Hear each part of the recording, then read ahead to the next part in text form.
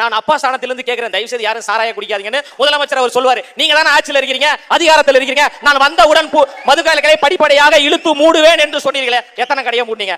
ஆட்சியும் அதிகாரமும் உங்க கையில இருக்கு சார். சட்ட ஒழுங்கு சந்தி சிரித்து கொண்டு இருக்கு. அண்ணா நகரில் 10 வயது சிறுமி பாலியல் வன்புணர்வு செய்யப்பட்டு மிகப்பெரிய பாதிப்பு ஏற்பட்டது. உச்சநீதிமன்றமே கண்டித்ததா இல்லையா? தமிழ்நாடு காவல்துறை என்ன செய்து கொண்டிருக்கிறது என்று கண்டித்ததா இல்லையா?